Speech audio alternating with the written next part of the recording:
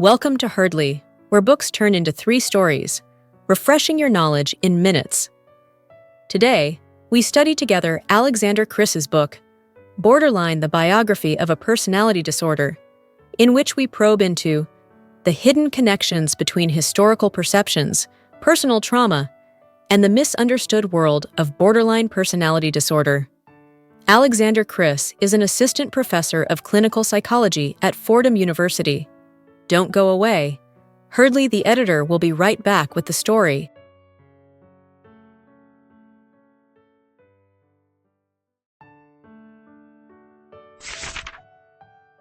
I want to share 3 stories that illustrate the profound impact of historical perceptions and personal trauma on the development and understanding of borderline personality disorder, BPD. These stories are not just cases.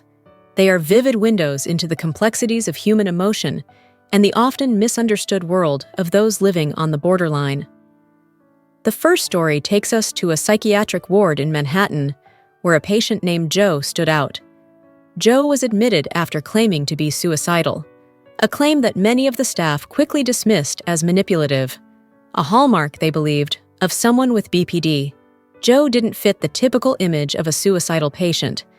She lounged casually in the hallways, engaging others with a mix of charm and defiance.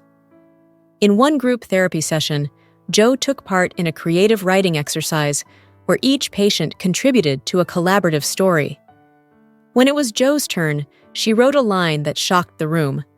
Unfortunately, they all died in a car crash on the way over. The story, intended to be a therapeutic exercise, was abruptly darkened by Joe's contribution. The other patients were visibly upset, and the group atmosphere became tense. Joe's actions were seen as an attempt to sabotage the session, reinforcing the staff's belief that she was beyond help. But beneath her seemingly destructive behavior was a deep well of pain and fear. Joe's need to disrupt wasn't about control. It was about expressing an inner turmoil that no one had yet understood. Her story is a stark reminder that those labeled as manipulative or attention-seeking often carry burdens that are dismissed by those around them. It's easy to see her as a problem, but much harder to see her as a person in desperate need of understanding and care. The second story is about Anna, a woman in her late 20s who entered therapy after experiencing a horrific trauma. Anna had been raped by her boyfriend Tom, but instead of seeking justice, she found herself trapped in a cycle of self-blame and confusion. In one of her early therapy sessions, Anna shared a dream where a spirit spoke to her of a horrible dowry, a legacy of pain passed down through generations of women in her family. This dream haunted Anna, blurring the lines between reality and nightmare. She believed on some level that the violence she suffered was an inheritance, something she was destined to endure. Anna's way of coping became increasingly erratic. She even broke her years-long commitment to veganism, convinced that eating a hamburger would somehow restore what had been taken from her. The act of consuming meat, something so primal and symbolic, was her way of trying to reclaim control over her body. Yet, she described the experience as feeling like a wolf, feral and disconnected from the person she once was. Anna's struggle to make sense of her trauma through such extreme behaviors reveals the profound impact of personal history on mental health. Her story illustrates how trauma can warp one's sense of identity and self-worth, leading to actions that seem irrational, but are, in reality, desperate attempts to heal. The third story brings us to a different kind of battlefield, one of childhood abandonment and adult alienation. Blake, a man with a history of borderline tendencies, held a deep-seated belief that children, including his younger self, were unworthy of love and protection. This belief stemmed from his father's abandonment when Blake was just 6 years old. The trauma of that abandonment was compounded by years of instability, as Blake's mother dragged him and his siblings across the country in search of emotional and financial stability. In therapy, Blake expressed his disdain for children, dismissing their fears and needs as irrelevant. His harsh view of children wasn't just an opinion, it was a defense mechanism, a way to justify the neglect he suffered and protect himself from the pain of his past. But as the conversation continued, Blake's tough exterior began to crack. He realized that his anger toward children was a reflection of his unresolved feelings about his own childhood. The split he had maintained between child and adult was a psychological survival tactic, but it also kept him from healing. Blake's story shows how early experiences of abandonment and neglect can shape one's worldview, often in ways that perpetuate further suffering.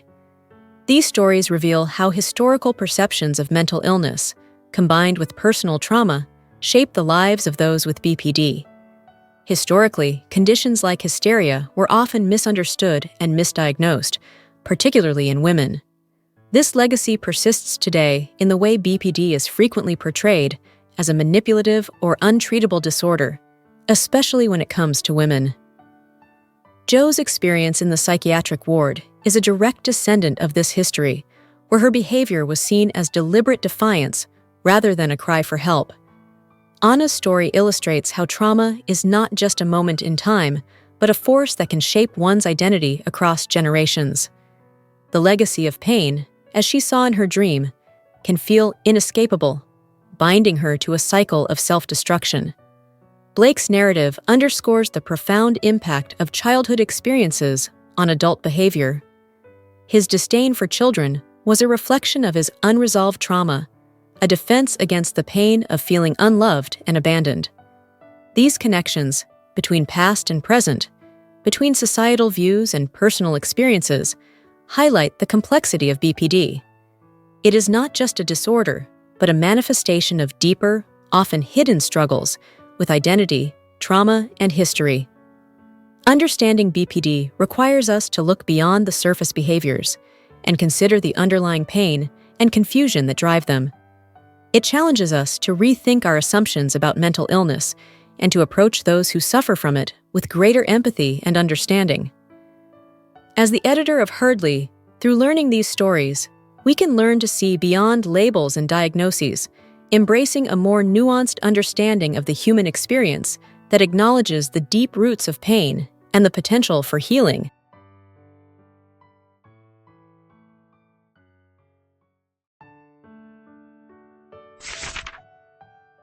In revisiting the hidden connections between historical perceptions, personal trauma, and the misunderstood world of borderline personality disorder, BPD, it becomes clear how deeply intertwined these elements are in shaping the lives of those affected. The past informs the present, and the weight of history often determines how individuals with BPD are perceived and treated. One final story that illustrates this is about a young woman named Clara. She had been diagnosed with BPD after years of volatile relationships and self-destructive behavior. Clara's life was a series of highs and lows, her emotions swinging wildly from euphoria to despair. During therapy, she revealed that her mother had been a strict, emotionally distant woman who often dismissed Clara's feelings as dramatic or irrelevant. This constant invalidation during her formative years left Clara struggling to trust her own emotions and those of others. The lack of emotional support created a void that Clara desperately tried to fill through intense, often toxic relationships. Her story is a poignant example of how early emotional neglect can lead to a lifelong battle with identity and stability. The narrative of BPD is one of complex interconnections between personal history and broader societal views. Clara's experience, like those shared earlier, underscores the importance of understanding BPD not as a fixed label, but as a deeply human struggle influenced by many factors. As the editor of Herdley, by learning these stories, we can cultivate a more compassionate approach to mental health, recognizing the profound impact of both history and personal experience on the psyche.